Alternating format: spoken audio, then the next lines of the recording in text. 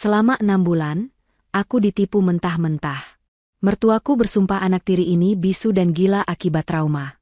Tapi begitu mobil mertuaku hilang di tikungan, anak cacat itu mendadak menarik kerah bajuku, menatap tajam, dan membisikkan kalimat yang membuat darahku membeku. Bu, lari sekarang. Kita berdua akan dibunuh seperti mama. Ternyata selama ini dia. Sebelum ceritanya dimulai, silahkan tulis di kolom komentar dari daerah mana saja teman-teman yang menonton cerita ini. Jangan lupa like dan subscribe agar channel ini bisa semakin berkembang dan bisa mempersembahkan cerita yang lebih menarik lagi. Jam dinding kayu tua di ruang tengah berdentang 3 kali. Suaranya berat, menggema di seluruh penjuru rumah besar yang terasa dingin itu. Maya berdiri kaku di samping pilar, kedua tangannya saling meremas gelisah. Di depannya, Bu Darmi sedang mematut diri di depan cermin besar berbingkai emas. Wanita parubaya itu memoleskan lipstik merah menyala, kontras dengan kulitnya yang mulai keriput namun masih terawat kencang. Aroma melati yang menyengat menguar dari tubuhnya, aroma yang selalu membuat perut Maya sedikit mual.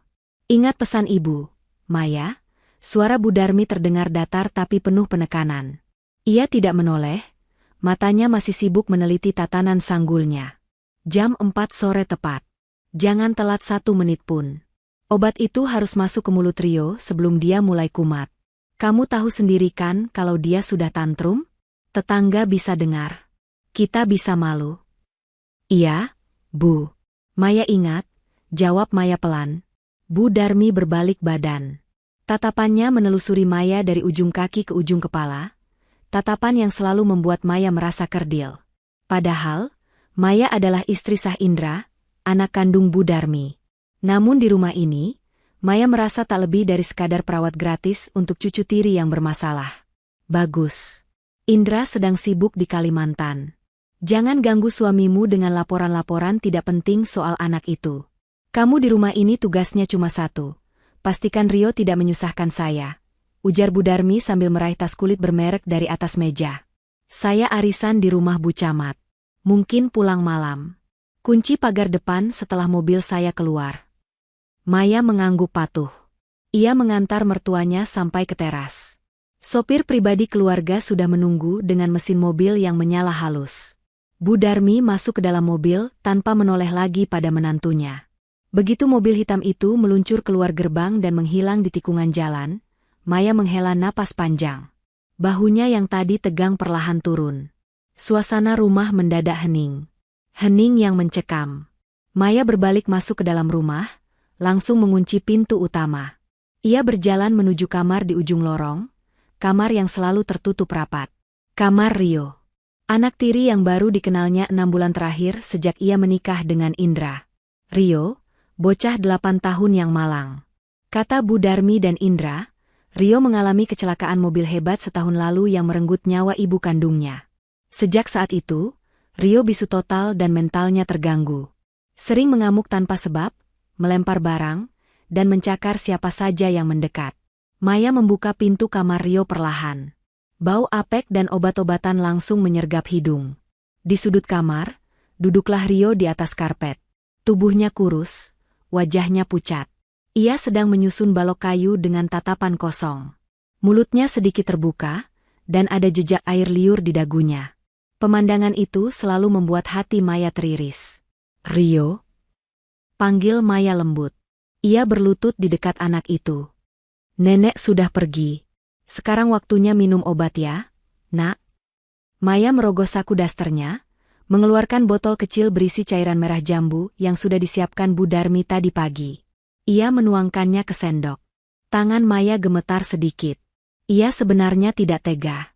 Setiap kali minum obat ini, Rio akan langsung lemas dan tertidur seperti mayat hidup sampai pagi. Saat sendok itu hampir menyentuh bibir Rio, tiba-tiba tangan kecil yang kurus itu bergerak secepat kilat. Prak! Sendok itu ditepis keras hingga terpental ke lantai. Cairan merah jambu memercik ke karpet. Maya terlonjak kaget. Rio, jangan begitu, nanti nenek marah kalau tahu obatnya tumpah. Seru Maya panik, refleks mengambil tisu untuk membersihkan noda. Namun, belum sempat Maya menyentuh tisu, kerah baju bagian depannya ditarik kuat. Tenaga itu terlalu besar untuk anak yang katanya lemah fisik. Maya mendongak, dan napasnya tercekat. Rio tidak lagi menatap kosong. Matanya tajam, jernih, dan penuh ketakutan yang cerdas. Tidak ada lagi mulut yang menganga. Wajah, bodoh, itu lenyap seketika, berganti dengan ekspresi waspada layaknya orang dewasa yang terperangkap dalam tubuh anak kecil. Rio mendekatkan wajahnya ke telinga Maya, lalu berbisik dengan suara yang sangat jelas, tanpa gagap sedikitpun. Bu, jangan teriak, kita harus lari sekarang sebelum nenek pulang. Dia bukan manusia.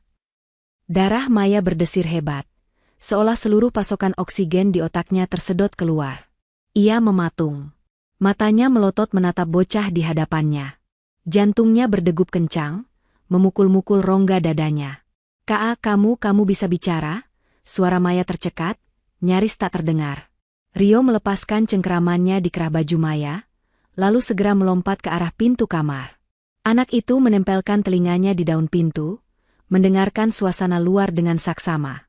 Gesturnya begitu taktis, seperti buronan yang sedang menghindari kejaran polisi. Setelah yakin tidak ada orang lain di rumah, Rio kembali menghampiri Maya yang masih terduduk lemas di lantai. Ibu harus percaya sama aku. Waktu kita nggak banyak, ucap Rio cepat. Suaranya kecil tapi tegas. Nenek cuma pergi arisan 4 jam.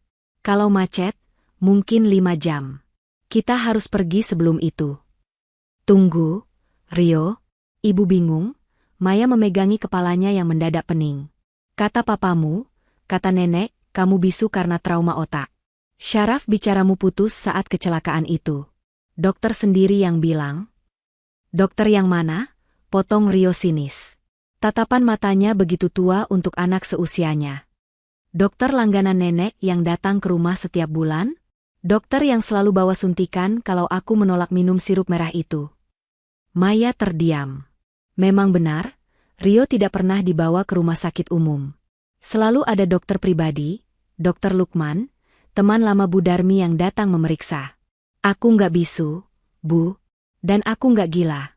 Rio melanjutkan, kali ini suaranya bergetar menahan tangis, tapi ia berusaha kuat. Aku pura-pura. Kalau aku bicara normal, kalau aku kelihatan pintar, nenek bakal kasih dosis obat lebih banyak. Obat yang bikin kepalaku sakit banget, Bu. Obat yang bikin aku nggak bisa ingat apa-apa. Tapi, kenapa? Kenapa nenek melakukan itu? Kamu cucu satu-satunya. Maya masih berusaha menyangkal, meski logika di kepalanya mulai menyusun kepingan puzzle yang mengerikan. Sikap Bu Darmi yang selalu melarang Maya dekat-dekat dengan Rio, larangan membawa Rio keluar rumah, hingga jendela kamar Rio yang dipasangi teralis besi tebal. Karena aku tahu, Bu, bisik Rio. Ia meremas tangan Maya. Tangan kecil itu dingin sekali. Aku tahu kenapa Mama meninggal. Itu bukan kecelakaan. Rem mobil Mama nggak blong. Aku lihat nenek menggunting sesuatu di bawah mobil Mama malam sebelumnya. Maya menutup mulutnya dengan tangan, menahan pekikan ngeri. Tubuhnya merinding hebat. Tuduhan ini terlalu berat. Membayangkan Bu Darmi, wanita terpandang yang aktif di kegiatan sosial, sebagai pembunuh berdarah dingin rasanya mustahil. Tapi mata Rio, mata itu tidak berbohong. Itu adalah mata saksi mata yang trauma.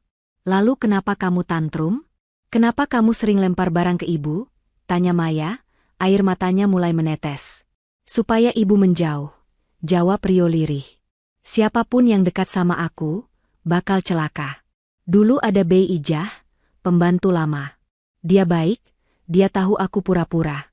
Dia mau lapor ke papa. Besoknya Bei Ijah dituduh mencuri berlian nenek dan diusir. Diancam mau dipenjara. Aku takut ibu juga diusir, atau dibikin kecelakaan, kayak Mama. Maya memeluk Rio erat-erat. Tubuh anak itu gemetar dalam pelukannya. Selama 6 bulan ini, Maya mengira Rio membencinya sebagai ibu tiri. Ternyata, anak ini berusaha melindunginya dengan cara yang paling menyakitkan. Ibu percaya sama Rio, bisik Maya di telinga anak tirinya. Naluri keibuannya bangkit, mengalahkan rasa takutnya pada Bu Darmi. Sekarang, kasih tahu ibu. Apa isi obat merah jambu itu sebenarnya? Rio melepaskan pelukan, lalu menunjuk botol yang terguling di lantai.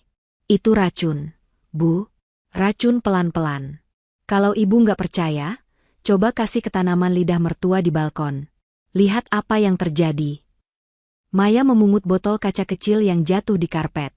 Botol itu polos, tanpa label apotek, tanpa keterangan komposisi, bahkan tanpa nama dokter. Hanya ada cairan kental berwarna merah jambu yang baunya manis seperti stroberi, namun ada jejak aroma logam yang samar jika dihirup dalam-dalam. Selama ini, Maya hanya menurut saja ketika Bu Darmi bilang ini adalah vitamin otak dan penenang herbal. "Ayo, Bu. Cepat," desak Rio. Maya bangkit berdiri. Mereka berdua menyelinap keluar kamar, berjalan jinjit menuju balkon belakang di lantai 2.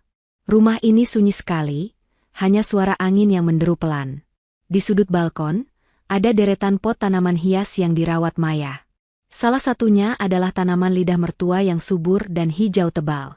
Dengan tangan gemetar, Maya menuangkan sisa cairan di sendok tadi, sekitar 5 ml, ke tanah pot tanaman itu, tepat di dekat akarnya. "Kita tunggu," kata Rio. Wajahnya tegang. Menit-menit berlalu terasa seperti jam. Awalnya tidak terjadi apa-apa. Maya mulai berpikir mungkin Rio hanya berimajinasi karena trauma. Namun, memasuki menit ke-30, Maya melihat perubahan itu. Ujung-ujung daun lidah mertua yang tadinya hijau segar mulai melunak. Warnanya berubah menjadi kuning pucat, lalu merambat menjadi coklat kehitaman. Batang tanaman yang kokoh itu perlahan layu, seolah-olah seluruh cairannya disedot paksa. Dalam 1 jam, tanaman yang tadinya sehat itu terkulai lemas, batangnya membusuk dan berlendir hitam. Maya mundur selangkah, napasnya tertahan. Ia menatap tangannya sendiri dengan horor. Tangan inilah yang setiap hari, selama 6 bulan, menyuapkan cairan itu ke mulut Rio. "Ya Tuhan!" desis Maya. Kakinya lemas. Ia ambruk terduduk di lantai balkon. "Selama ini ibu meracuni kamu?" "Bukan salah ibu," Rio berlutut, memegang bahu Maya. "Nenek yang nyuruh. Kalau aku nggak minum, nenek bakal paksa cekokin pakai selang. Makanya aku sering pura-pura telan, terus aku muntahin di kamar mandi kalau nenek udah pergi. Tapi kadang-kadang nenek nungguin sampai aku telan. Kalau sudah masuk perut, rasanya panas, Bu. Kepala pusing, lidah kaku." Kemarahan mulai menjalar di dada Maya, menggantikan rasa takut. Bu Darmi bukan sekadar mertua yang galak. Dia monster. Dia secara sistematis menghancurkan syaraf cucunya sendiri. Tapi kenapa? Apa untungnya membuat Rio cacat? "Papa kamu." "Indra, dia tahu soal ini?" tanya Maya dengan suara serak. Rio menggeleng ragu. "Papa jarang pulang. Papa takut sama nenek. Apapun kata nenek, Papa percaya. Nenek bilang aku gila, Papa percaya. Nenek bilang Mama selingkuh, Papa percaya." Maya mengepalkan tangannya. Indra memang suami yang baik, tapi dia, anak Mami, yang parah. Ketergantungan Indra pada ibunya sangat tidak wajar. "Kita harus cari bukti, Rio. Kalau kita lari sekarang tanpa bukti, nenek bakal lapor polisi. Dia akan bilang ibu menculik kamu. Dengan uang dan koneksinya, kita bakal ketangkap dalam 24 jam. Dan kalau kita ketangkap tamat riwayat kita," kata Maya, otaknya mulai berputar cepat mencari strategi. Rio menatap Maya, lalu matanya berbinar seolah mengingat sesuatu. "Gudang belakang, Bu. Gudang yang gemboknya besar itu. Aku pernah lihat nenek masuk ke sana malam-malam bawa berkas. Dia pikir aku tidur. Kuncinya dipegang nenek, Rio. Ibu nggak punya akses." "Kunci cadangan ada," sahut Rio cepat. "Dulu Bei Ija sembunyikan kunci duplikat di bawah pot bunga besar di dekat sumur. Buat jaga-jaga kalau nenek lupa bawa kunci. Nenek nggak tahu soal kunci itu." Maya menatap Rio, lalu menatap langit yang mulai mendung. Waktu mereka tidak banyak. "Ayo," kata Maya tegas. "Tunjukkan tempatnya." Bagian belakang rumah Bu Darmi jarang dijamah. Rumput liar tumbuh tinggi di sela-sela paving block. Di sudut paling gelap, berdiri sebuah gudang tua dengan pintu kayu jati yang kokoh. Gembok besi berkarat menggantung di sana, seolah menjadi penjaga rahasia yang tak boleh terusik. Rio berlari kecil menuju sumur tua yang sudah ditutup beton.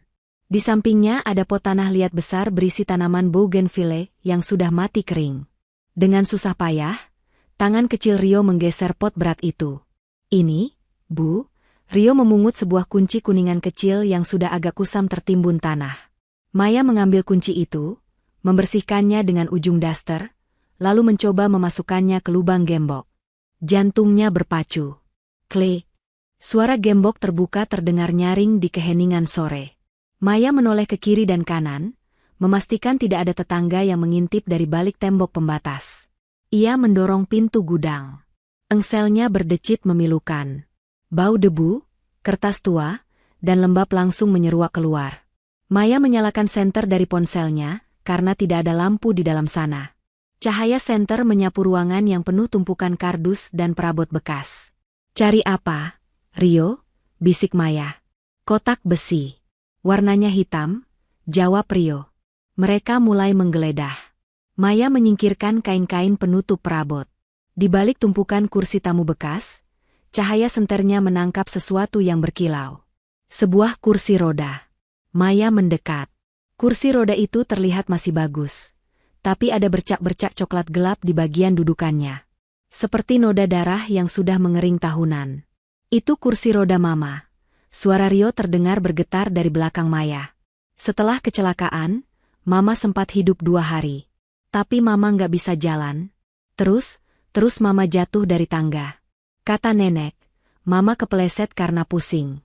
Tapi aku dengar Mama teriak minta tolong sebelum jatuh." Bulu kuduk Maya meremang. Jadi istri pertama Indra tidak meninggal langsung di tempat kecelakaan? Cerita ini semakin gelap. "Bu, ini," seru Rio. Ia menemukan kotak brankas kecil yang tidak terkunci di rak paling bawah. Maya segera menghampiri. Di dalamnya terdapat tumpukan dokumen. Maya mengambil berkas paling atas. Itu adalah polis asuransi jiwa. Mata Maya menelusuri baris demi baris angka yang tertera. Nilai pertanggungjawabannya fantastis. 5 miliar rupiah. Atas nama tertanggung, Rio Pratama. Maya membalik halaman berikutnya untuk melihat siapa penerima manfaatnya. Ia menduga nama Indra yang akan tertulis di sana. Namun, dugaannya salah besar. Penerima manfaat utama, Darmiati, nenek kandung. Penerima manfaat kedua, kosong. Tidak ada nama Indra, hanya Bu Darmi. Maya membuka berkas lain. Asuransi kesehatan, asuransi kecelakaan, semuanya atas nama Rio dengan nilai klaim yang gila-gilaan jika Rio mengalami cacat tetap atau meninggal dunia. Dan di bawah tumpukan polis itu, Maya menemukan surat tagihan utang. Banyak sekali surat tagihan. Tagihan kartu kredit, tagihan pinjaman bank, bahkan surat peringatan penyitaan aset. Tanggalnya baru-baru ini, Bu Darmi bangkrut. Gumam Maya tak percaya. Gaya hidup sosialitanya, tas mewahnya, semuanya utang. Semuanya menjadi masuk akal sekarang. Motifnya adalah uang. Rio adalah celengan, berjalan bagi Bu Darmi. Dengan membuat Rio sakit-sakitan dan mentalnya terganggu, Bu Darmi bisa terus mengklaim asuransi kesehatan. Dan jika suatu hari Rio lewat, mungkin karena kecelakaan lain, Bu Darmi akan mendapatkan 5 miliar tunai untuk melunasi utangnya. Indra, anak kandungnya sendiri, tidak tahu menahu soal ini karena Bu Darmi mengendalikan semua surat menyurat. "Kita harus bawa ini, Bu," kata Rio sambil mengambil polis asuransi itu. "Jangan semua," cegah Maya. Ia mengambil ponselnya. "Kita foto saja semuanya. Kalau berkasnya hilang, nenek akan curiga ada yang masuk ke sini. Kita harus letakkan semuanya persis seperti semula." Dengan tangan gemetar, Maya memotret setiap lembar dokumen penting itu. Tagihan utang, polis asuransi, dan catatan medis palsu dari Dr. Lukman. Tiba-tiba, terdengar suara yang membuat darah mereka membeku. Suara klakson mobil. Dari arah depan rumah. "Nenek." Wajah Rio memucat seputih kertas. "Nenek pulang." Maya melirik jam tangan. Baru pukul 3:30 sore. "Kenapa cepat sekali?" Katanya sampai malam, bisik Maya panik. Mungkin acaranya batal atau dia lupa sesuatu. Suara Rio bergetar. "Bu, ayo keluar. Kalau ketahuan kita di sini, kita habis. Mereka bergegas merapikan tumpukan kertas ke dalam kotak besi. Maya mengembalikan posisi kursi roda dan menutupnya kembali dengan kain berdebu. Mereka berlari keluar gudang. Tangan Maya gemetar hebat saat berusaha mengunci kembali gembok berkarat itu. Kuncinya macet. "Ayo Bu, cepat!" desak Rio sambil melihat ke arah lorong samping rumah yang menuju garasi. Suara pagar besi digeser terdengar. Mobil sudah masuk. Klik. Gembok terkunci. Maya menarik tangan Rio, berlari mengendap-endap lewat pintu dapur belakang.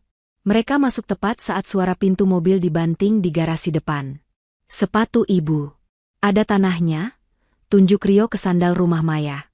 Benar saja, sandal Maya penuh tanah becek dari area gudang. Maya segera melepas sandalnya, menyembunyikannya di balik mesin cuci, dan menyambar kain pel untuk membersihkan jejak kaki di lantai dapur. "Rio, kembali ke kamarmu. Kunci pintu.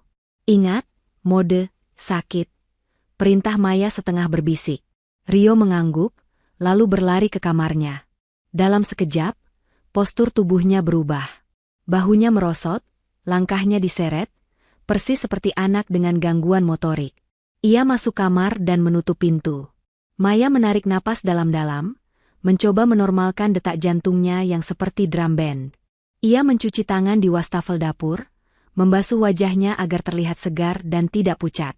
"Maya." Suara Bu Darmi terdengar dari ruang tamu. Tajam dan tidak sabar.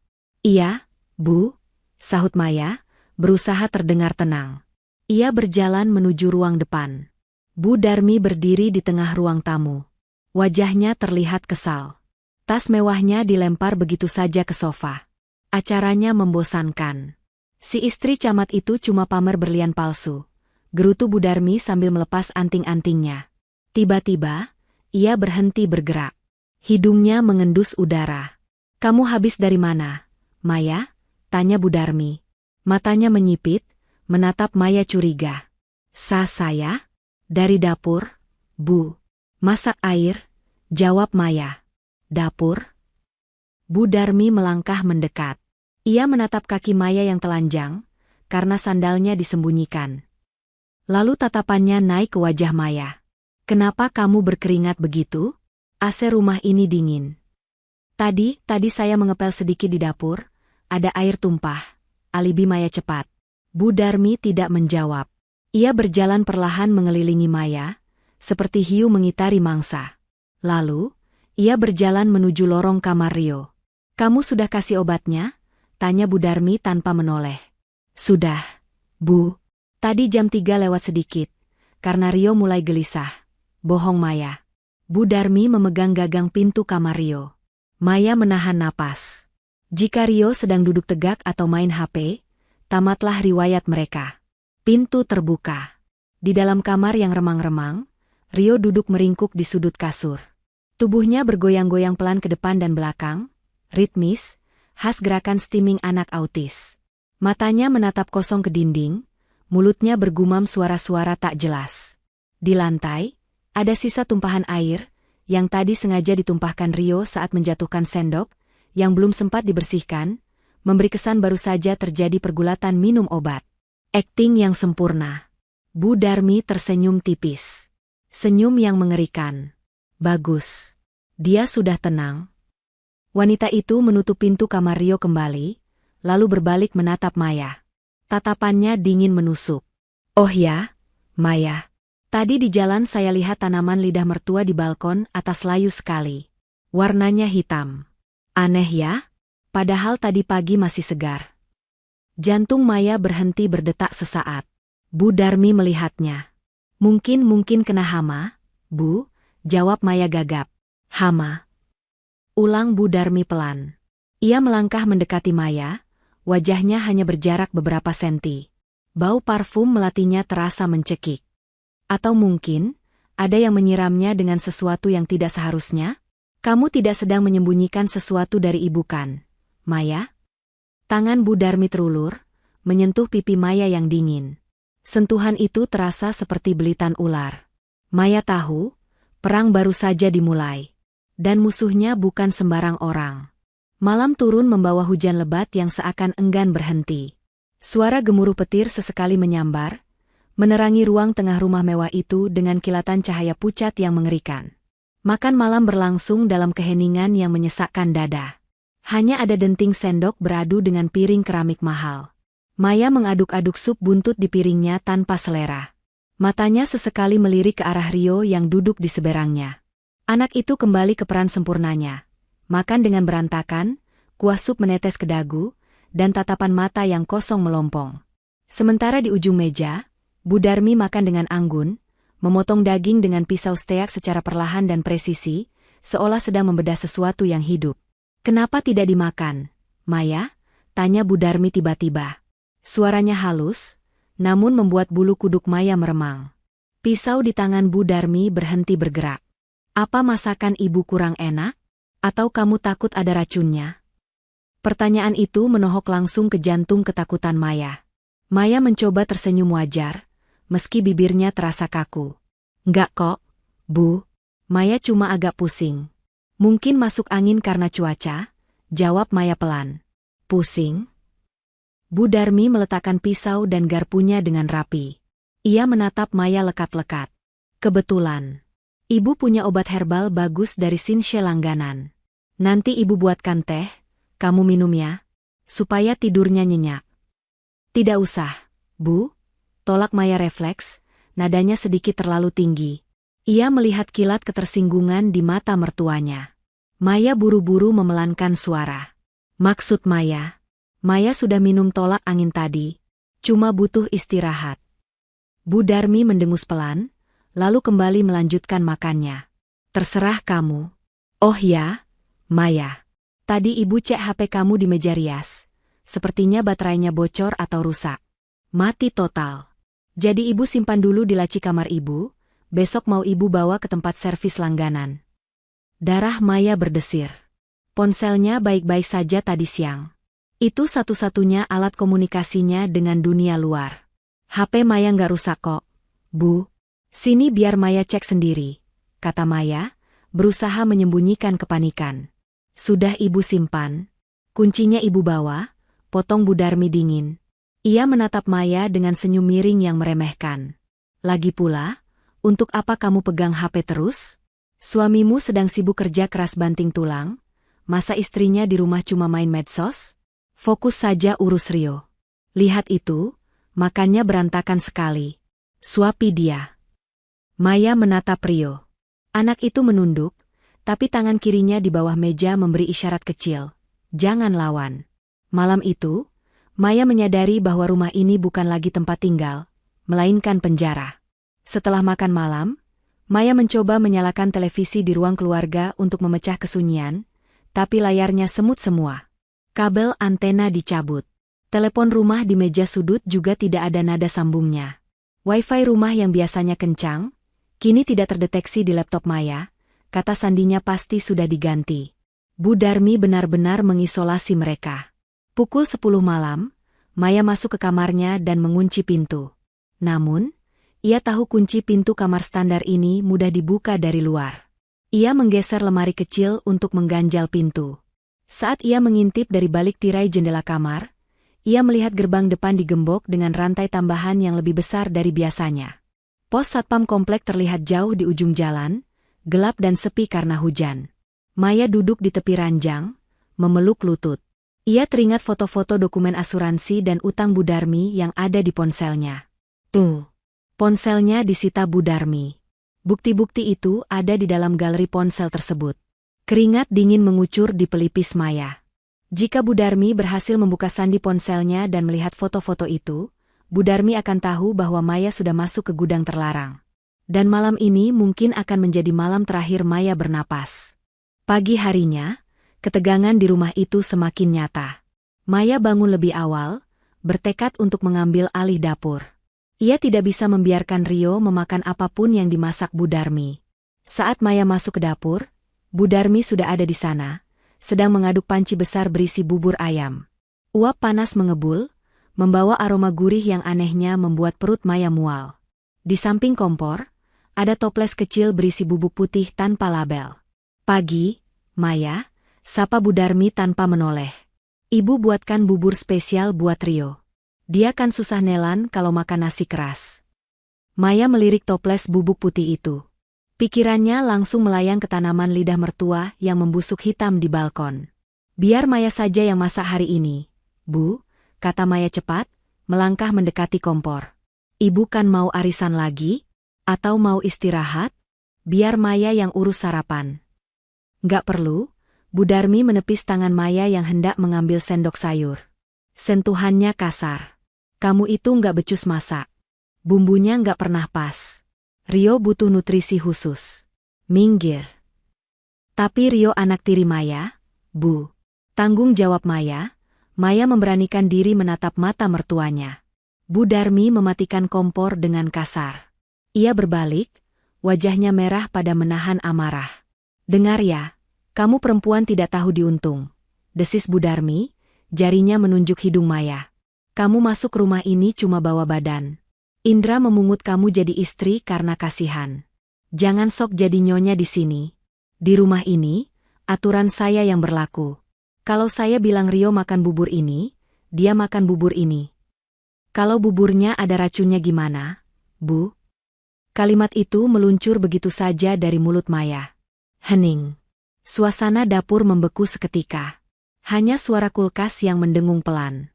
Mata Bu Darmi melebar sedikit, tapi kemudian menyipit tajam.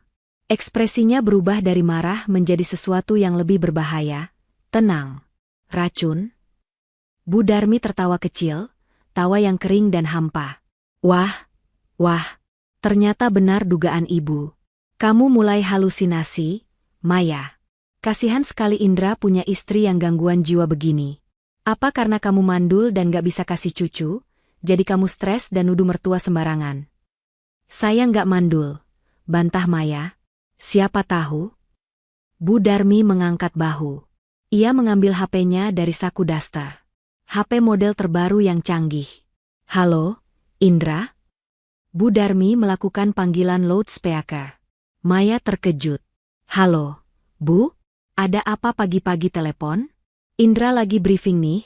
Suara Indra terdengar lelah dan serak dari seberang sana. Maaf ya nak, ganggu. Suara Bu Darmi berubah 180 derajat menjadi lembut, rapuh, dan sedih. Ibu cuma mau cerita. Istrimu, si Maya makin parah, Endra. Barusan dia ngamuk di dapur, nuduh ibu mau ngeracunin Rio pakai bubur ayam. Ibu takut, Endra. Dia pegang pisau tadi. Maya ternganga. Bohong. Mas, aku nggak pegang pisau. Ibu bohong. Mas, dengerin aku. Maya, bentak Indra dari telepon. Kamu ini kenapa sih? Kemarin ibu bilang kamu teriak-teriak sendiri. Sekarang nuduh ibu ngeracunin anakku? Ibu itu yang ngerawat Rio dari kecil. Mas, Rio itu bisa bicara. Rio nggak bisu. Ibu ngasih obat supaya Rio. Maya berusaha berteriak mendekati HP itu. Bu Darmi dengan sigap menjauhkan HP-nya sambil pasang wajah sedih yang dibuat-buat. Tuh kan, Endra, dia mulai ngelantur lagi. Bilang Rio bisa bicara. Padahal kamu tahu sendiri syaraf Rio putus. Duh, Gusti. Ibu takut Maya nyakitin Rio kalau lagi kumat begini. Ya Tuhan, oke Bu, Indra pulang hari ini. Indra cari tiket pesawat sekarang. Kunci Maya di kamar kalau perlu. Jangan kasih dia dekat-dekat Rio. Suara Indra terdengar panik dan marah. Klik. Sambungan diputus sepihak oleh Bu Darmi. Wanita tua itu memasukkan HP-nya kembali ke saku sambil tersenyum penuh kemenangan pada Maya yang gemetar menahan tangis dan amarah. Lihat kan, bisik Bu Darmi. Indra lebih percaya ibunya daripada istri baru yang asal-usulnya nggak jelas. Sekarang, kamu duduk manis di situ. Rio akan makan bubur ini. Saat Bu Darmi membawa mangkuk bubur itu ke meja makan, Rio sudah duduk di sana. Maya menahan napas, memberi kode mata pada Rio, jangan dimakan. Rio menatap neneknya, lalu menatap bubur itu. Dengan gerakan kaku ala anak cacat mental, Rio menyenggol mangkuk itu dengan siku tangannya. Prang! Mangkuk pecah, bubur panas tumpah ke lantai. Arg! Rio mengerang, memukul-mukul kepalanya sendiri, berpura-pura tantrum. Wajah Bu Darmi memerah menahan murka, tapi ia tidak bisa memukul Rio karena Maya ada di situ.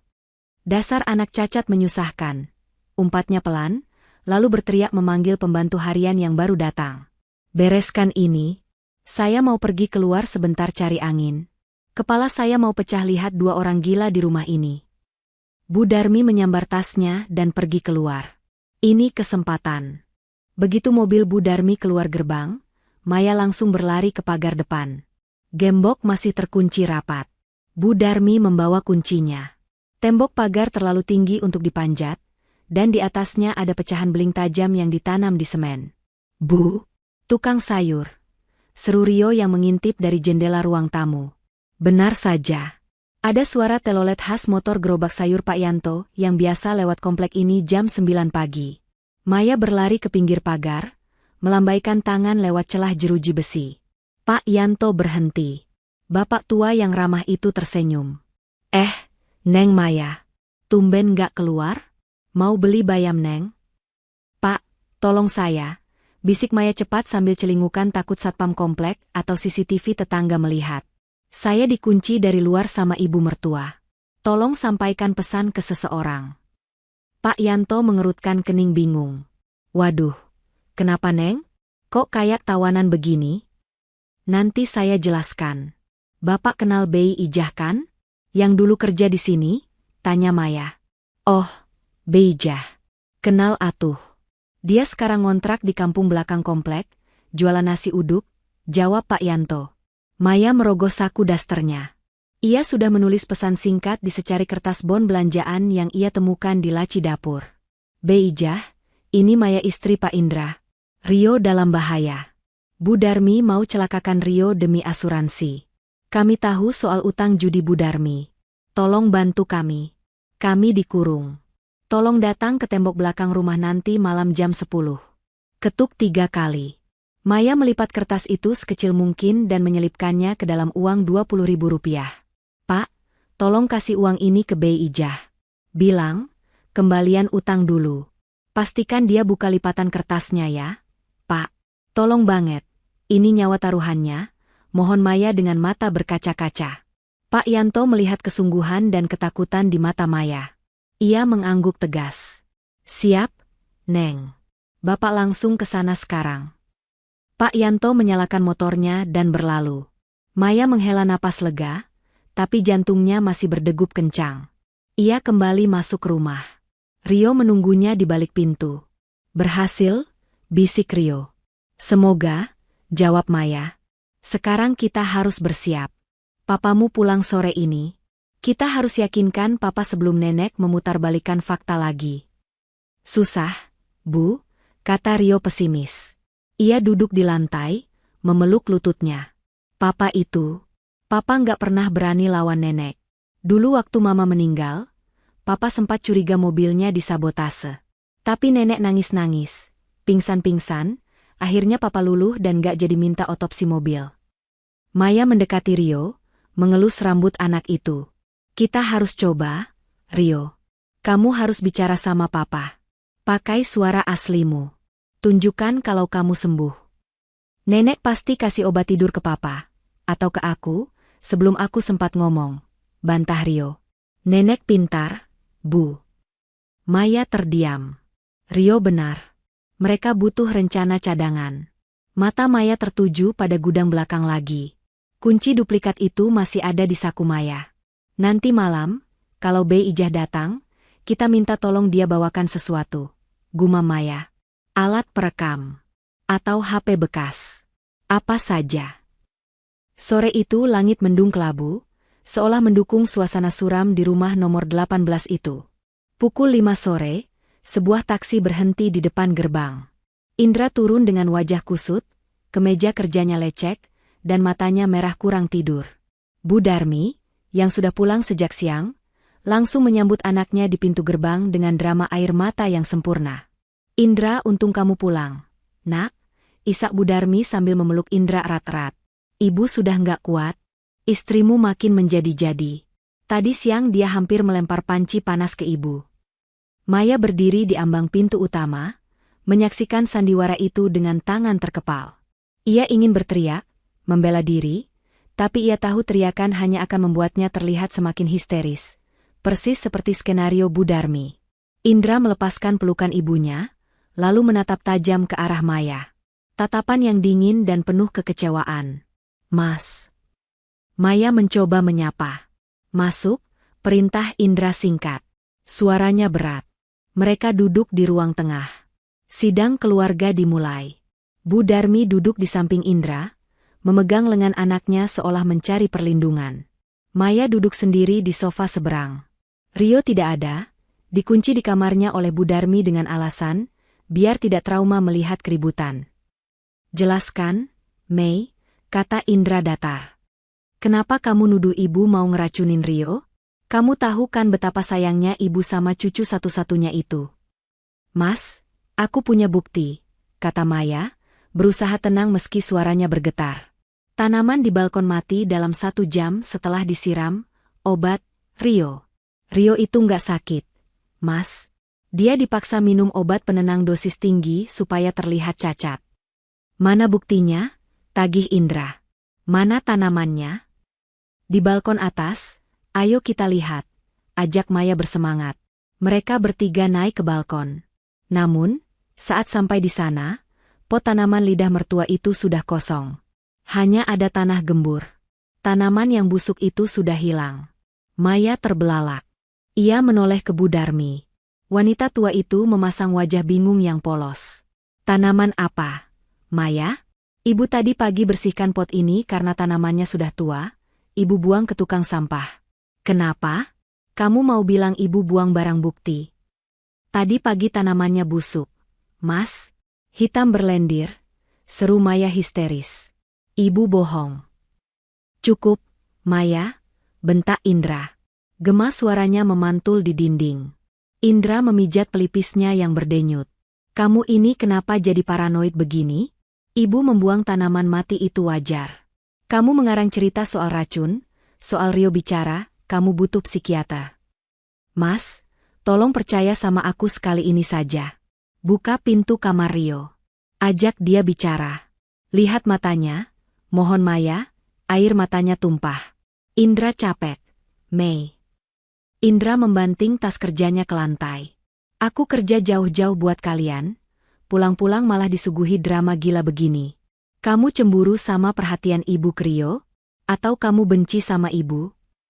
Dia memang gak pernah suka sama ibu sejak awal. Endra, kompor Bu Darmi lirih. Dia merasa ibu terlalu ikut campur. Padahal ibu cuma mau bantu ngurus rumah. Bukan begitu. Maya maju selangkah hendak meraih tangan suaminya. Bu Darmi tiba-tiba memeki kaget dan mundur, seolah-olah Maya hendak memukulnya. Awas Endra. Refleks, Indra mendorong bahu Maya kasar hingga Maya terhuyung dan jatuh terduduk di sofa. Jangan sentuh ibuku, mata Indra nyalang. Malam ini kamu tidur di kamar tamu. Besok pagi aku panggil dokter jiwa buat periksa kamu. Kalau kamu terbukti nggak stabil, aku akan pertimbangkan ulang pernikahan kita. Hati Maya hancur berkeping-keping. Bukan karena dorongan fisik itu, tapi karena melihat betapa butanya Indra. Pria cerdas lulusan luar negeri itu berubah menjadi kerbau yang dicocok hidungnya di hadapan ibunya. Indra memapah ibunya masuk ke kamar utama. Pintu dibanting keras. Maya ditinggal sendirian di ruang tengah yang gelap. Namun, di tengah keputusasaan itu, Maya melihat secercah harapan. Pintu kamar Rio terbuka sedikit. Rio mengintip dari celah pintu. Wajahnya basah oleh air mata, tapi ia mengangguk pelan pada Maya. Kode bahwa mereka harus menjalankan rencana B. Malam ini adalah penentuannya. Jam dinding menunjukkan pukul 2 pagi. Rumah itu senyap seperti kuburan. Indra mendengkur halus di kamar tamu. Ia tidak jadi tidur dengan Maya, memilih tidur sendiri karena marah. Bu Darmi tidur di kamar utamanya yang mewah. Maya mengendap-endap keluar dari kamarnya. Langkahnya ringan tak bersuara. Ia menuju kamar Rio. Pintunya tidak dikunci, Indra lupa menguncinya tadi sore karena terlalu emosi. Maya masuk. Rio sudah bangun, duduk tegak di tepi kasur dengan tas ransel kecil di punggungnya.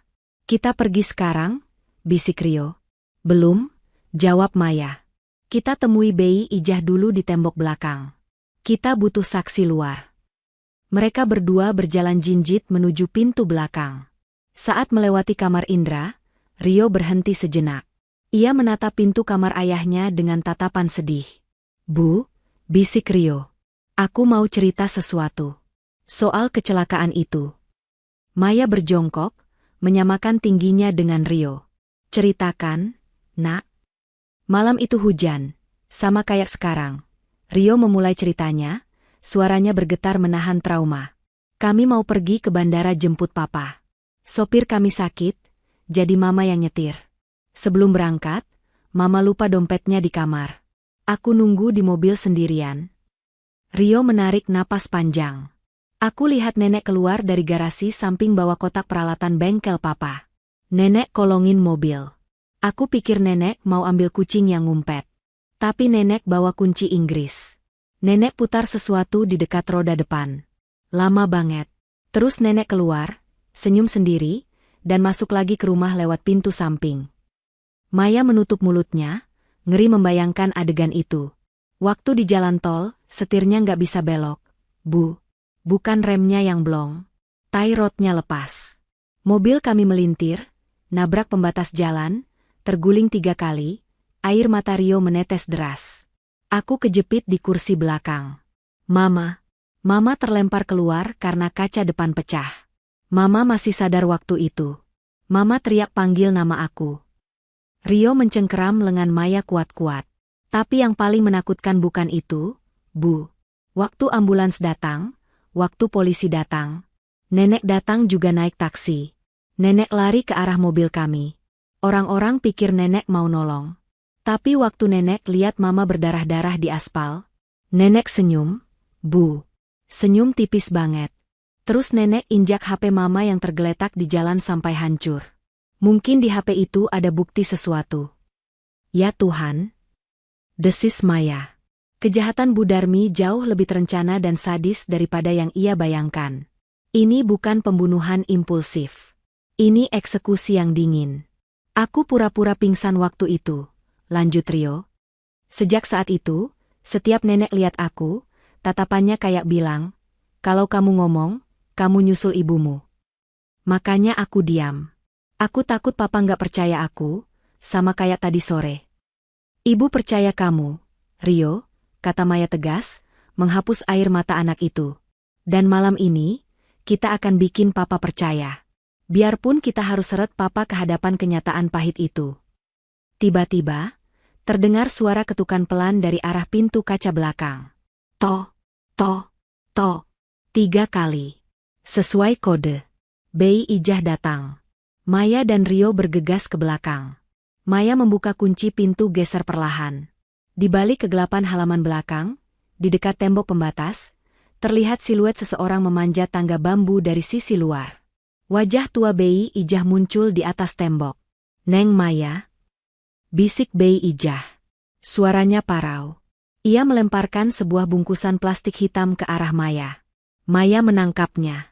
Isinya sebuah flash disk dan tumpukan kertas fotokopi. Itu bukti utang judi nyonya di kasino Singapura 2 tahun lalu. Saya nemu di tong sampah waktu saya mau dipecat.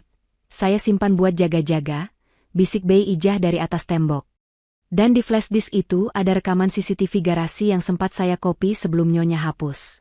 CCTV tanggal kecelakaan itu. Kualitasnya jelek, tapi kelihatan nyonya ngolongin mobil. Jantung Maya serasa mau meledak. Ini dia. Ini smoking gun-nya. Bukti yang tidak bisa disangkal. Terima kasih, Bei. Bibi pahlawan kami, kata Maya. Cepat pergi dari situ, Neng. Nyonya itu nekat. Ucapan Bei Ijah terpotong. Lampu sorot taman belakang tiba-tiba menyala terang benderang, membuat mata mereka silau. Wah, reuni yang mengharukan, suara Bu Darmi terdengar dari arah teras belakang. Maya dan Rio berbalik kaget. Bu Darmi berdiri di sana, masih memakai daster tidurnya, tapi di tangannya ia memegang pistol revolver anti koleksi almarhum kakek Indra. Moncong pistol itu mengarah tepat ke Maya. Di belakang Bu Darmi, berdiri 2 orang pria berbadan besar, preman bayaran yang entah sejak kapan diselundupkan masuk. Tangkap mereka, perintah Bu Darmi dingin. Dan pastikan Bei Ijah di sana tidak bisa lari. Hujan turun semakin deras, menyamarkan teriakan tertahan Maya saat dua preman berbadan tegap itu menyergapnya dari belakang. Lengan kekar mereka mengunci leher Maya dan Rio dengan cepat, efisien, dan menyakitkan. Maya meronta, kakinya menendang-nendang udara, tapi tenaganya kalah jauh. Plastik hitam berisi bukti dari bayi Ijah terlepas dari genggamannya, jatuh ke rumput basah. "Jangan bergerak atau anak ini patah lehernya," ancam salah satu preman yang memegang Rio. Rio tidak lagi berakting. Matanya terbelalak ketakutan, napasnya memburu, leher kecilnya dicengkeram tangan besar yang kotor. Di atas tembok, bayi Ijah memekik ngeri. "Bu Darmi, ingat dosa, Bu, itu cucu sendiri." Bu Darmi mendongak, menatap bayi Ijah dengan seringai dingin di bawah sorotan lampu taman. Ia mengokang pistol revolver di tangannya. "Kle, pergi kamu, tua bangka. Atau peluru ini bersarang di jidatmu sekarang juga?" hardik Bu Darmi. Suaranya tidak lagi anggun, melainkan serak dan kejam. Bayi Ijah, sadar ia tidak bisa melawan senjata api, menatap Maya dengan pandangan meminta maaf, lalu melompat turun dari tembok dan lari menembus kegelapan malam untuk mencari bantuan. Bu Darmi tidak menembak.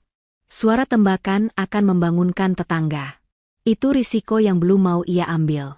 Bawa mereka masuk lewat pintu belakang. "Jangan sampai Indra bangun," perintah Bu Darmi pada kedua preman itu. Mereka diseret paksa masuk ke dalam rumah. Maya berusaha menggigit lengan preman yang memitingnya, tapi pria itu justru memukul tengkuk Maya dengan keras. Pandangan Maya berkunang-kunang. Rasa sakit menjalar dari leher ke kepala.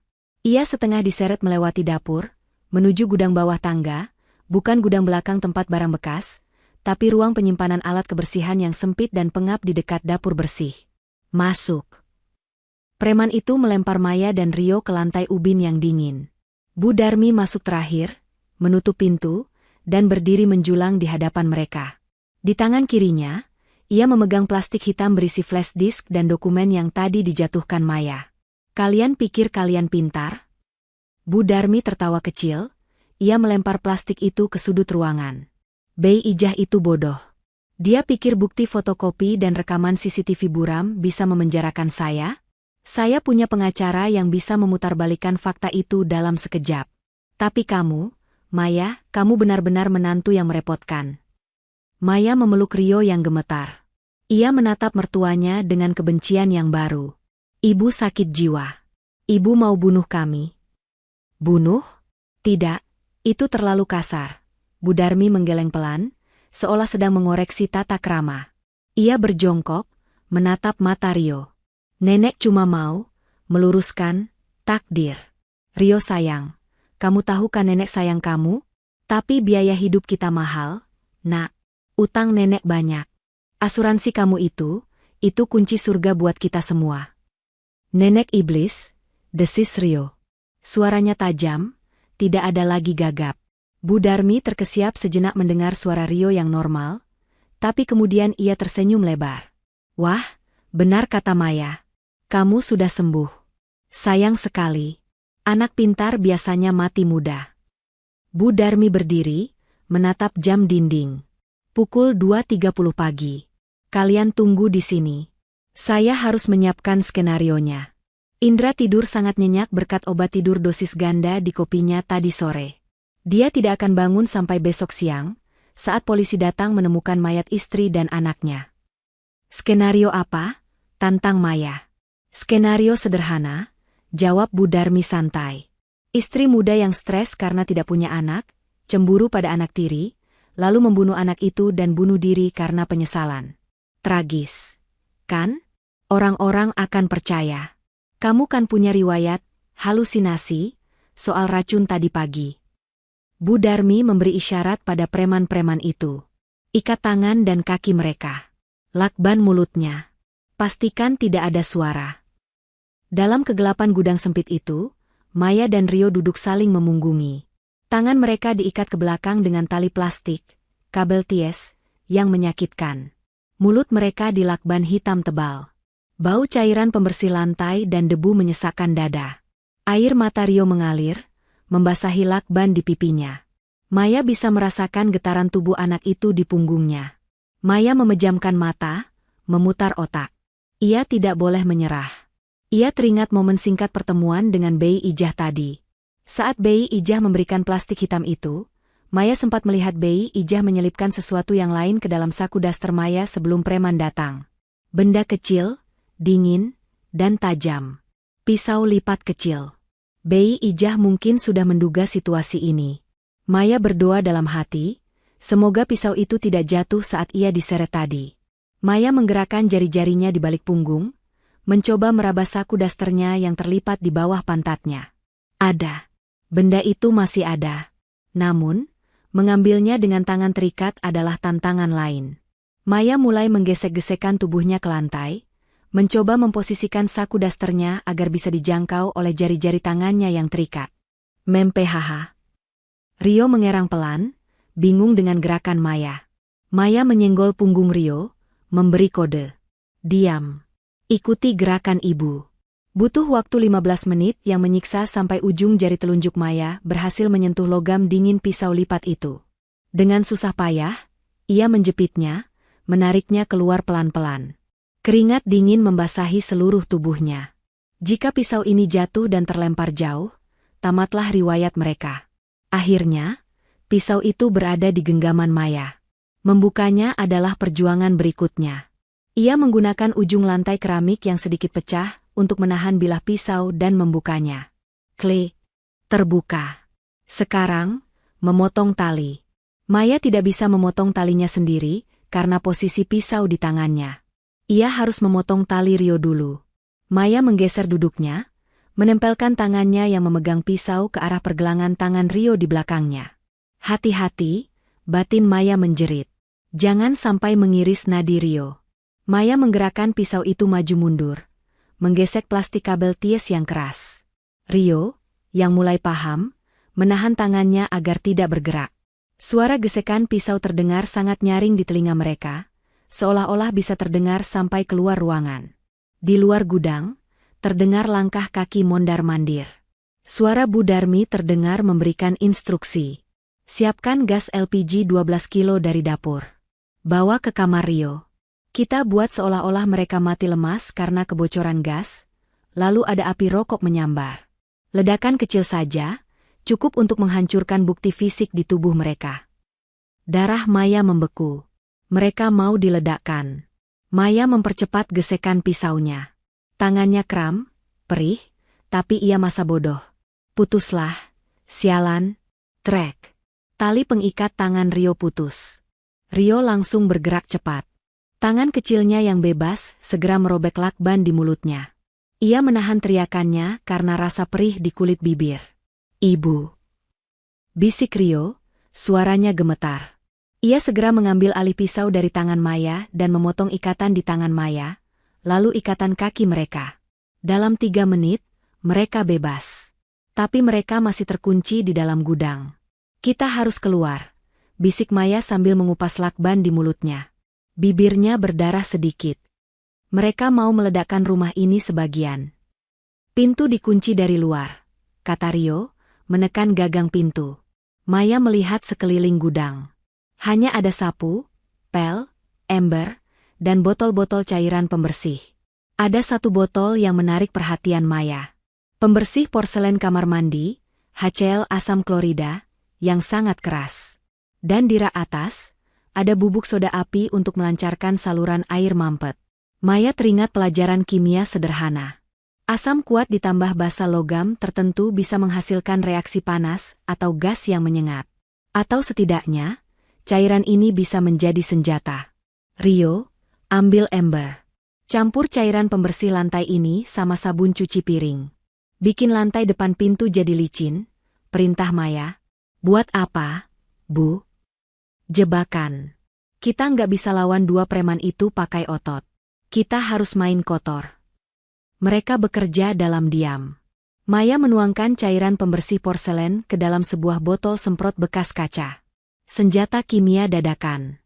Cairan ini jika kena mata bisa buta sementara. Tiba-tiba, kunci pintu gudang berputar. Siap-siap, desis Maya. Ia dan Rio bersembunyi di balik tumpukan kardus di sisi kiri dan kanan pintu. Pintu terbuka.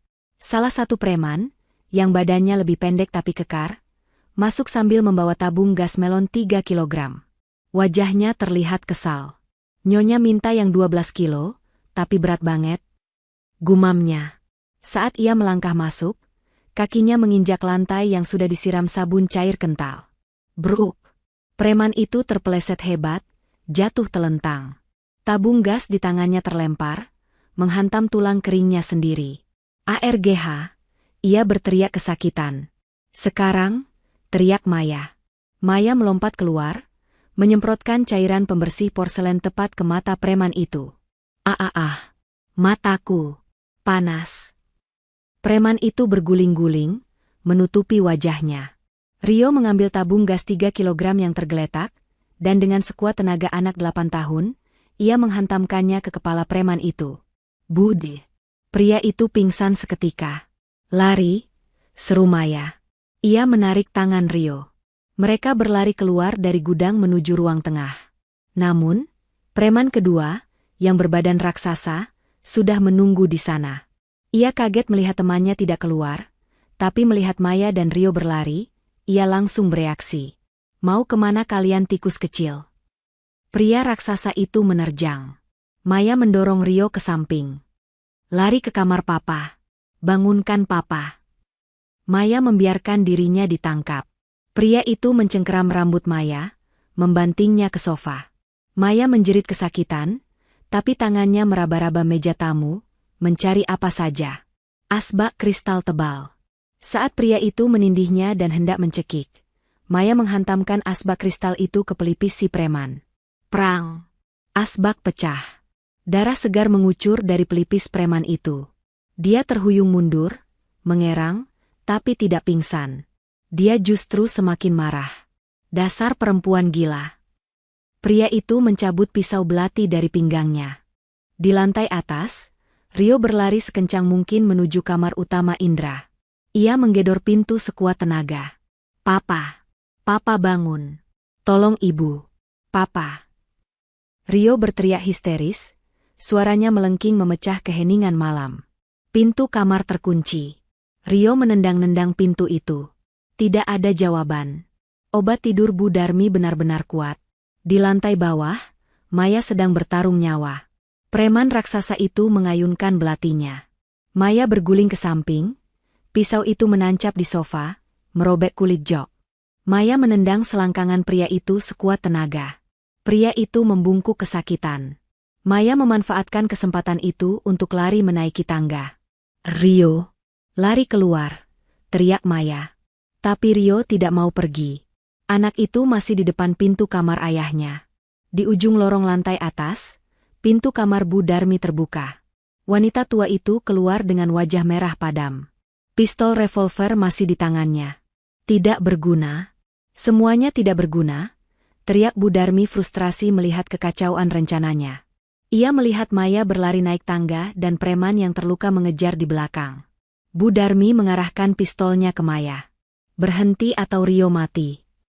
Langkah Maya terhenti di puncak tangga. Ia terengah-engah. Di bawah, preman yang terluka kepalanya mulai menaiki anak tangga dengan tatapan membunuh. Di depan, Bu Darmi menodongkan pistol.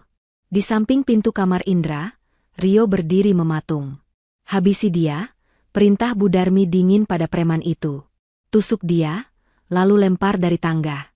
Biar kelihatan seperti jatuh saat bertengkar. Preman itu menyeringai, mendekati Maya dengan pisau terhunus.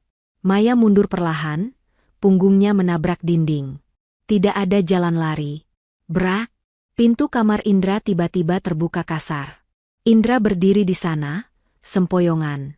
Matanya merah, rambutnya acak-acakan, wajahnya bingung dan masih setengah sadar karena pengaruh obat. Tapi keributan teriakan Rio dan suara asbak pecah tadi menembus alam bawah sadarnya. Ada apa ini?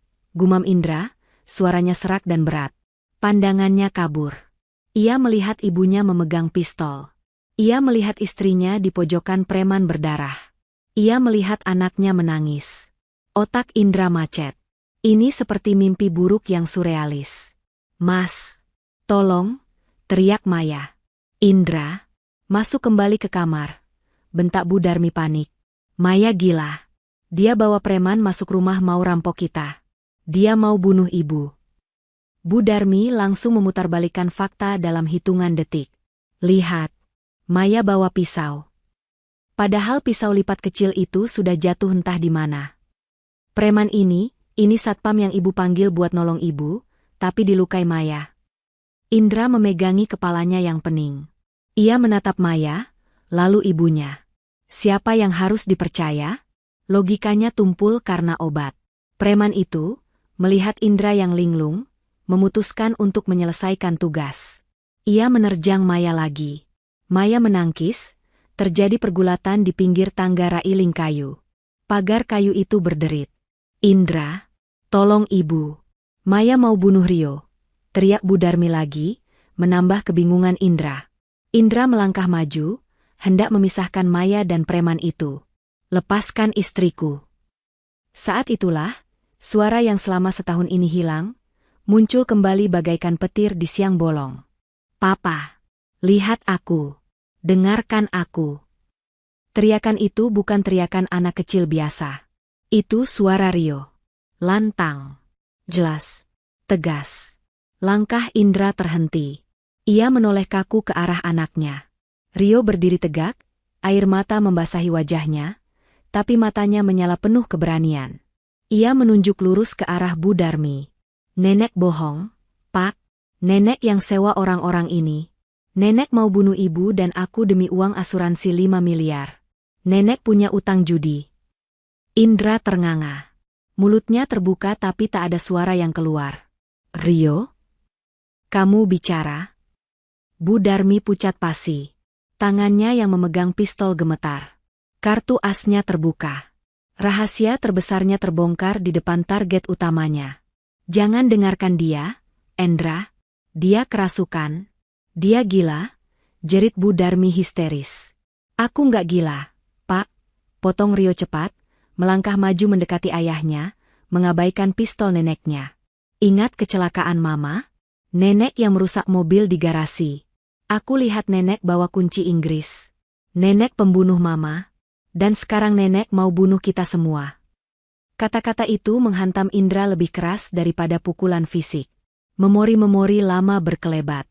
Keraguan Indra soal kecelakaan istrinya. Penolakan ibunya untuk otopsi mobil. Kematian tanaman lidah mertua. Semuanya menyatu menjadi satu kebenaran yang mengerikan. Preman yang bergulat dengan Maya lengah karena kaget mendengar, anak bisu, itu bicara lancar.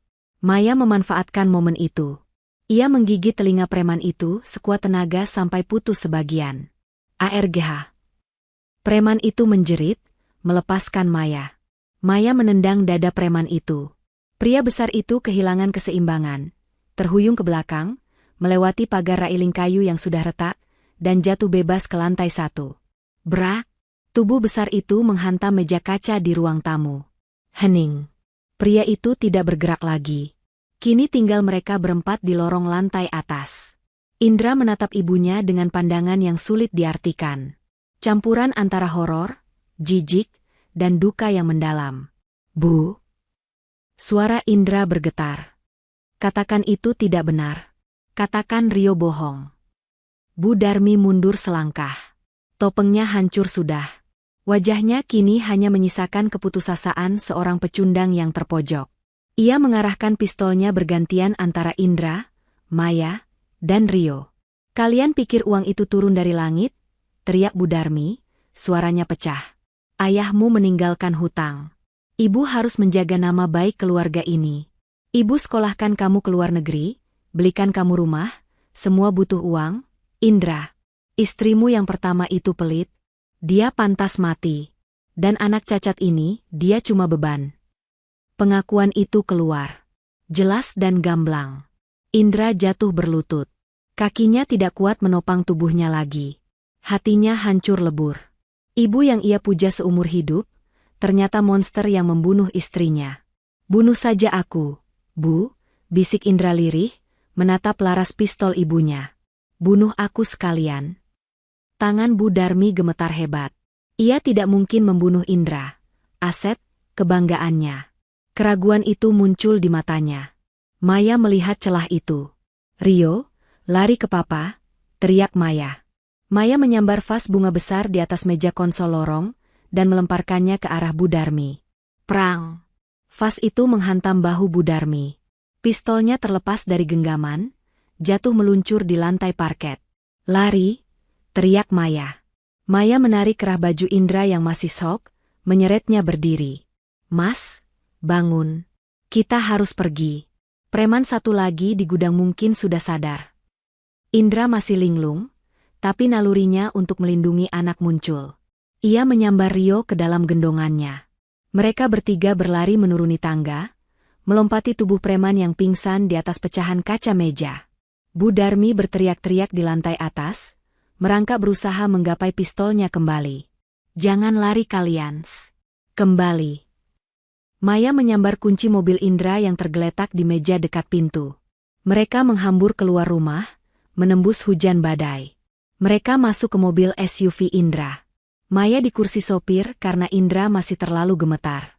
Maya menyalakan mesin. Dor. Kaca belakang mobil pecah berantakan. Bu Darmi berdiri di balkon atas, menembaki mereka. Wajahnya seperti nenek sihir dalam dongeng yang kehilangan akal sehat. Maya menginjak gas dalam-dalam. Mobil melesat menabrak pagar gerbang kayu yang sudah lapuk karena gemboknya masih terpasang. Braa! Pagar jebol. Mobil meluncur ke jalan raya yang basah dan gelap. Maya tidak menoleh lagi. Ia memacu mobil menjauh dari rumah neraka itu, menjauh dari wanita yang pernah ia panggil ibu.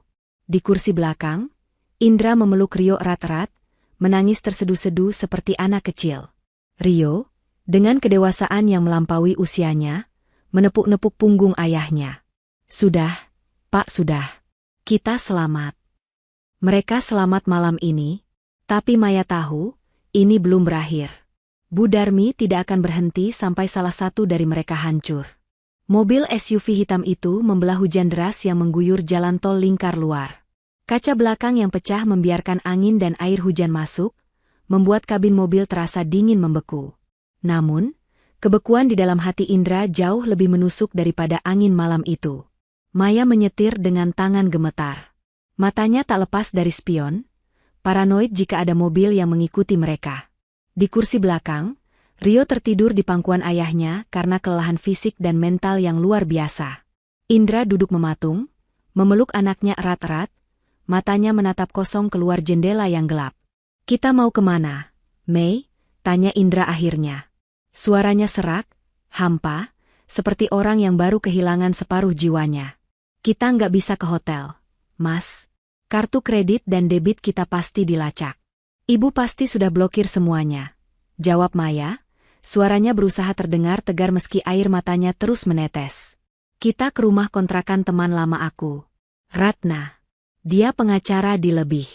Dia satu-satunya orang yang bisa kita percaya selain Bei Ijah. Indra hanya mengangguk pelan. Maafin aku, Mei, maafin aku. Hanya itu yang keluar dari mulut Indra berulang-ulang. Penyesalan yang terlambat. 2 jam kemudian, mereka sampai di sebuah perumahan sederhana di pinggiran kota. Ratna, wanita sebaya Maya dengan kacamata tebal dan raut wajah tegas, menyambut mereka dengan kaget. Melihat kondisi mereka, Maya yang memar, Indra yang berantakan, dan Rio yang tidur dengan jejak lakban di pipi, Ratna langsung paham ini situasi darurat level merah. Masuk. Jangan nyalakan HP kalian, perintah Ratna cepat.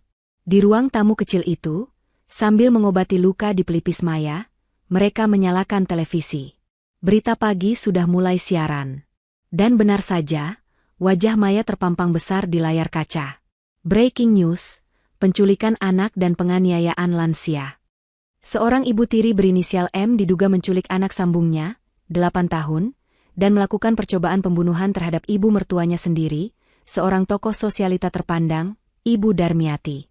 Pelaku diduga mengalami gangguan jiwa dan membawa lari suaminya di bawah ancaman senjata tajam. Di layar, terlihat Bu Darmi diwawancarai wartawan di depan rumah mewahnya yang dipasang garis polisi. Tangannya diperban, akibat lemparan vas bunga, wajahnya sembab penuh air mata buaya. Saya tidak menyangka saya merawat dia seperti anak sendiri. Isak Bu Darmi di TV, aktingnya layak dapat piala Oscar. Tolong kembalikan cucu saya. Rio butuh obatnya. Dia sakit parah. Gila. Desis Ratna. Dia memutarbalikkan fakta secepat itu. Dia menggunakan koneksinya di media. Indra menatap layar TV itu dengan rahang mengeras. Tangannya mengepal hingga buku-bukunya memutih. Cinta dan hormatnya pada ibunya telah berubah menjadi kebencian yang membara. Dia bukan ibuku. Suara Indra rendah tapi tajam. Dia monster. Pagi itu menjadi pagi tersibuk di rumah kontrakan Ratna. Mereka menyusun strategi. Maya mengeluarkan flash disk pemberian Bei Ijah yang sempat ia selamatkan. Kita cek isinya, kata Ratna, mencolokkan flash disk itu ke laptopnya. Hening. Mereka berempat, termasuk Rio yang sudah bangun, menatap layar laptop. Video pertama muncul. Rekaman CCTV garasi setahun lalu. Gambarnya hitam putih, agak buram dan bersemut karena kualitas kamera tua, tapi isinya jelas. Terlihat Bu Darmi masuk ke garasi pukul 2 dini hari memakai daster. Ia membawa kotak perkakas. Ia berbaring di bawah kolong mobil sedan, mobil yang kemudian mengalami kecelakaan maut itu. Ia berada di sana selama 20 menit, lalu keluar membawa sesuatu yang tampak seperti baut atau potongan logam. Sabotase, gumam Ratna. Ini bukti kuat. Tapi apa, Tante? Tanya Rio cemas. Kualitas videonya rendah. Wajahnya tidak terlihat jelas 100% karena tertutup bayangan. Pengacara mahal Bu Darmi bisa menyanggah ini. Mereka bisa bilang itu orang lain, atau videonya editan. Kita butuh sesuatu yang lebih tak terbantahkan. Analisis Ratna realistis. Dokumen asuransi? Tanya Maya. Itu motif, jawab Ratna. Bisa dipakai, tapi Bu Darmi bisa berdalih dia hanya mengamankan masa depan cucunya. Hukum itu soal pembuktian teknis. Maya, kita melawan orang yang punya uang dan citra baik. Indra tiba-tiba berdiri. Wajahnya dingin. Aura kepatuhan yang selama ini melekat padanya sudah hilang total. Aku tahu kelemahannya, kata Indra. Ibu itu narsistik. Dia merasa dirinya paling pintar. Dia meremehkan semua orang, termasuk aku. Dia pikir aku bodoh, anak mami yang penurut. Indra menatap Maya dan Ratna bergantian. Kita akan pakai itu. Aku akan jadi umpan. Mas, bahaya. Dia bawa pistol, cegah Maya. Pistol itu senjata terakhirnya kalau dia panik. Tapi senjata utamanya adalah manipulasinya. Indra mengambil HP jadul milik Ratna yang tidak terlacak.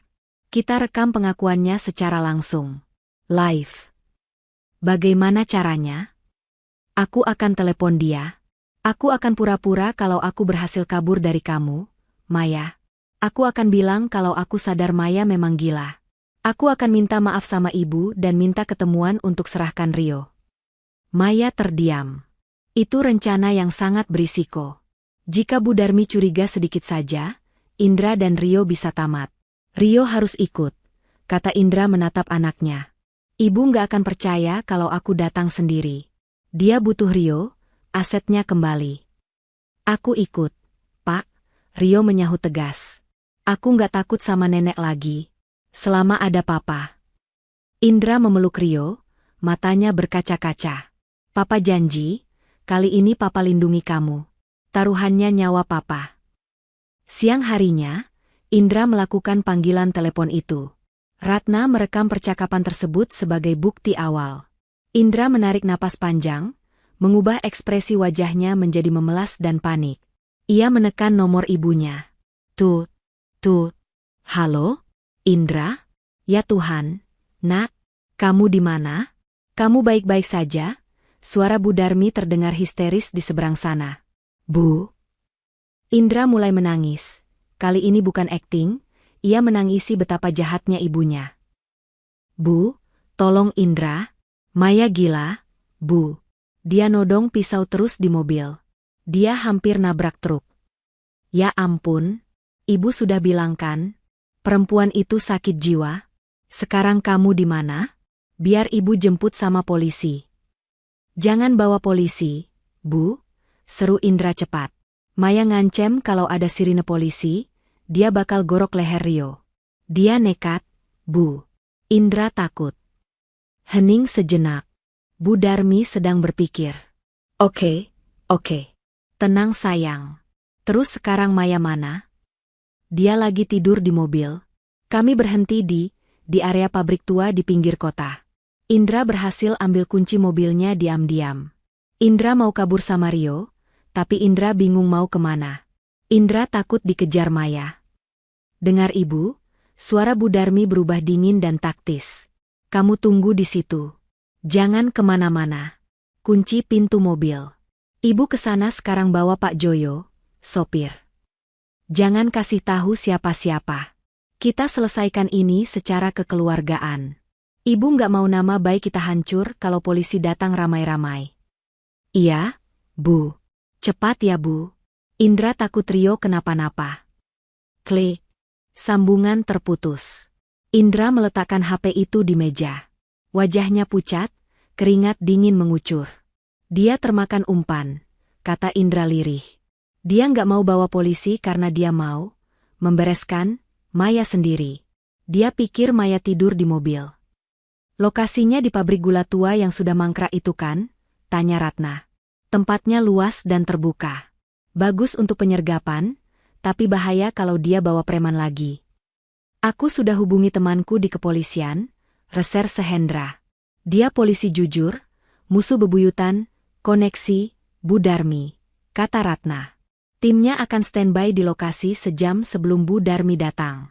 Mereka akan pasang penyadap di badanmu, Endra. Maya menggenggam tangan Indra. Mas, kamu yakin bisa melakukan ini? Kamu harus tatap mata ibu dan bohong sama dia. Indra menatap Maya dalam-dalam. Selama 35 tahun aku hidup dalam kebohongan dia, Mei. Istri pertamaku mati karena dia. Anakku cacat mental setahun karena dia. Aku hampir kehilangan kamu. Aku nggak akan gagal lagi. Sore itu, mereka bergerak. Ratna meminjamkan mobil lamanya. Maya tidak ikut ke titik pertemuan utama, itu terlalu berbahaya. Maya akan menunggu di mobil komando polisi bersama Reserse Hendra, memantau dari monitor. Indra dan Rio berangkat ke medan perang. Pabrik gula tua itu berdiri seperti kerangka raksasa di bawah langit sore yang mendung. Ilalang tumbuh setinggi dada orang dewasa. Suasana sepi dan mencekam. Indra memarkir mobil di area terbuka, sesuai instruksi. Di balik kemejanya, tertempel alat penyadap kecil dan kamera kancing yang terhubung langsung ke tim polisi yang bersembunyi di balik reruntuhan gedung, sekitar 50 meter dari sana. Ingat Rio, bisik Indra sebelum mereka keluar mobil.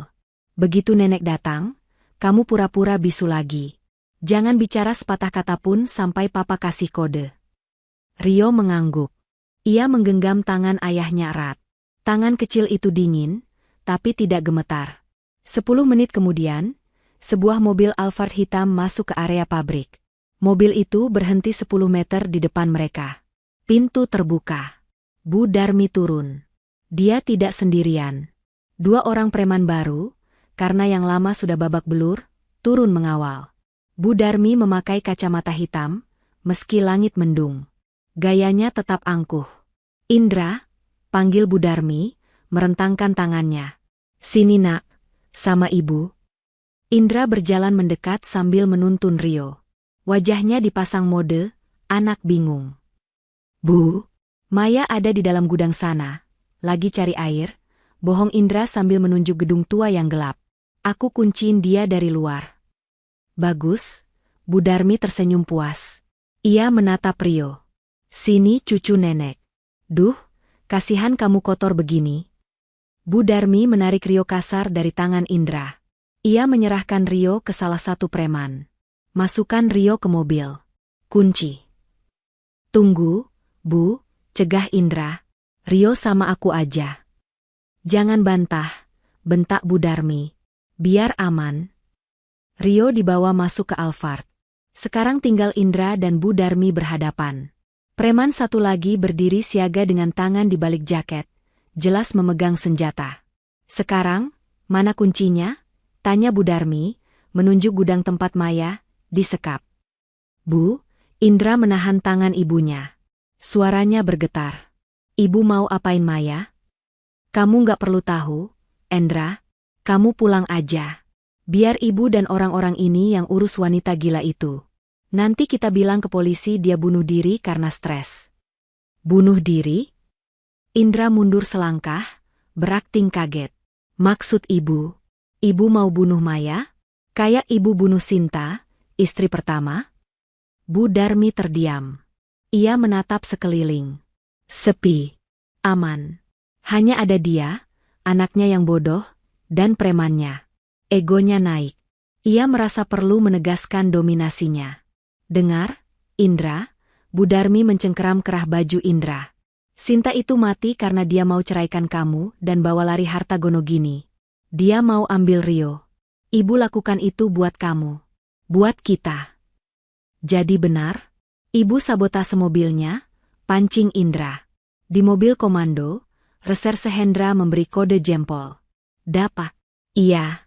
Memangnya kenapa? Teriak Bu Darmi, kehilangan kendali emosinya. Ibu potong tie rod-nya.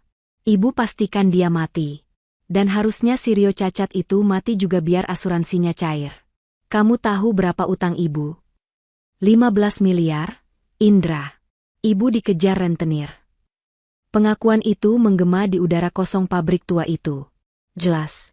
Lantang. Terekam sempurna. Ibu jahat. Indra menggelengkan kepalanya, air mata menetes. Kali ini air mata lega. Ibu bukan manusia. Ibu lakukan ini demi kehormatan keluarga.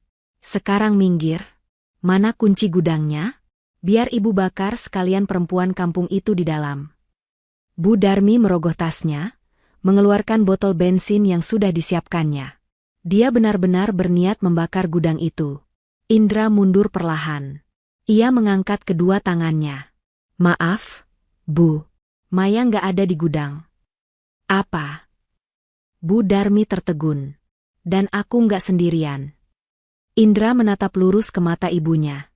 Tatapan yang membuat nyali Bu Darmi ciut seketika. Sekarang, teriak Indra. Dari balik reruntuhan gedung, puluhan polisi bersenjata lengkap bermunculan serentak. Sirine menyala memekakkan telinga. Lampu sorot merah biru berkedip-kedip menyilaukan mata. Jangan bergerak. Kepolisian, teriak Reserse Hendra lewat megafon. Dua preman sewaan Bu Darmi langsung angkat tangan, menjatuhkan senjata mereka. Mereka tahu mereka kalah jumlah. Bu Darmi terpaku. Wajahnya pucat pasi, lebih putih dari mayat. Botol bensin di tangannya jatuh ke tanah. Mulutnya menganga, menatap Indra dengan tatapan tidak percaya. Pengkhianatan dari orang yang paling ia kendalikan seumur hidupnya. Indra, kamu jebak ibu, bisik Bu Darmi. Indra tidak menjawab. Ia berbalik badan, berjalan menjauh menuju mobil Alphard untuk mengeluarkan Rio. Indra, ibu ini ibumu. Anak durhaka, jerit Bu Darmi histeris saat polisi memborgol tangannya ke belakang. Saya lakukan semua ini buat kamu. Dasar anak tidak tahu diuntung. Teriakan Bu Darmi semakin melengking, penuh sumpah serapah, saat ia diseret masuk ke mobil polisi. Wartawan, yang sengaja diundang Ratna, berdatangan dari gerbang depan, memotret momen memalukan di mana sang sosialita terhormat ditekuk polisi seperti kriminal kelas teri. Riasannya luntur, rambutnya acak-acakan, martabatnya hancur lebur di depan kamera. Maya berlari keluar dari mobil komando. Ia langsung memeluk Indra dan Rio. Mereka bertiga berpelukan di tengah hiruk-pikuk sirine polisi. Tangis pecah. Kali ini tangis kelegaan. Sudah berakhir, Mas. Sudah berakhir, bisik Maya. Indra membenamkan wajahnya di bahu Maya. Bahunya berguncang hebat. Aku yang salah, Mei. Aku membiarkan setan itu tinggal di rumah kita. Rio, yang sudah bebas, menepuk kepala ayahnya. Papa hebat tadi. Papa kayak jagoan di film. Indra tertawa di sela tangisnya. Ia mencium kening anaknya. Maafin papa ya, Rio. Mulai sekarang, nggak ada lagi obat merah jambu. Nggak ada lagi nenek jahat. 6 bulan kemudian. Sinar matahari pagi menerobos masuk lewat jendela dapur yang terbuka lebar. Aroma kue bolu panggang menguar harum, memenuhi seisi rumah. Bukan rumah mewah yang dulu, rumah itu sudah disita ban dan jadi barang bukti polisi.